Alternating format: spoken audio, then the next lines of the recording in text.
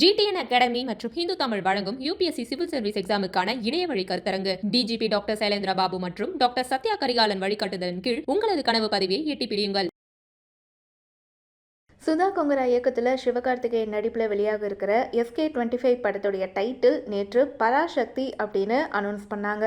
இந்த title announce பண்ணதுமே இதை சுற்றி பலவிதமான சர்ச்சைகளும் விவாதங்களும் வந்துச்சு. அதெல்லாம் என்னென்ன அப்படிங்கிறத இந்த வீடியோவில் டீட்டெயில்டாக பார்க்கலாம். அதுக்கு முன்னாடி சேனலை சப்ஸ்கிரைப் பண்ணலைன்னா மறக்காமல் சப்ஸ்கிரைப் பண்ணுங்கள். சிவகார்த்திகேயனுடைய 25வது படத்துடைய டைட்டில் நேற்று அறிவிக்கப்பட்டது பராசக்தி அப்படின்னு சொல்லிட்டு. ஆனால் இந்த டைட்டில் அறிவிக்கப்படுவதற்கு முன்கூட்டியே இந்த விஷயத்தை தெரிஞ்சுக்கிட்டு நடிகர் இசையமைப்பாளர் விஜய் ஆண்டனி தன்னுடைய 25வது படத்துக்கு வம்படியா பராசக்தி அப்படின்னு தலைப்பு வச்சுட்டார்னு டாக் கிளம்பிச்சு. விஜய் ஆண்டனி தன்னுடைய 25வது படத்தை தானே தயாரித்து இசையமைத்து நடிக்கவும் செய்கிறாரு. இந்த படத்தை அருண் பிரபு இயக்குறாரு. இந்த படத்துக்கு 2 பெயர்கள் வைக்கப்பட்டிருக்கு.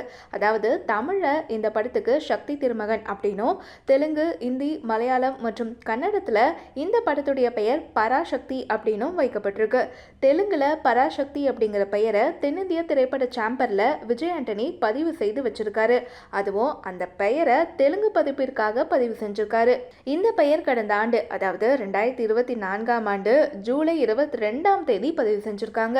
அது தொடர்பான ஆவணத்தையும் பகிர்ந்து இந்த சர்ச்சைக்கு முற்றுப்புள்ளி வைத்திருக்காரு விஜய் ஆண்டனி. மேலும் சிவகார்த்திகேயனுடைய பராசக்தி படத்துடைய டைட்டில AVM நிறுவனத்துக்கிட்ட உரிய முறையில் பெற்றும் சிவாஜி குடும்பத்தினர் மற்றும் கலைஞர் குடும்பத்தினரிடமும் பேசி அனுமதி வாங்கி தான் பராசக்தி அப்படிங்கிற பட டைட்டில சிவகார்த்திகேயன் படக்குழு வச்சிருக்கு அப்படிங்கிற விஷயமும் நேற்று தெளிவாகி இருக்கு. இது தொடர்பாக AVM நிறுவனம் சிவகார்த்திகேயன் படக்குழுவுக்கு தன்னுடைய வாழ்த்துக்களை தெரிவித்து அறிக்கை ஒன்றும் வெளியிட்டாங்க. இதன் மூலமா பராசக்தி அப்படிங்கிற இந்த டைட்டில் அனௌன்ஸ்மெண்ட் வந்ததுல இருந்து என்னென்ன சர்ச்சைகள் கிளம்புச்சோ அதெல்லாம் சுமூகமா தீர்த்து வைக்கப்பட்டிருக்கு.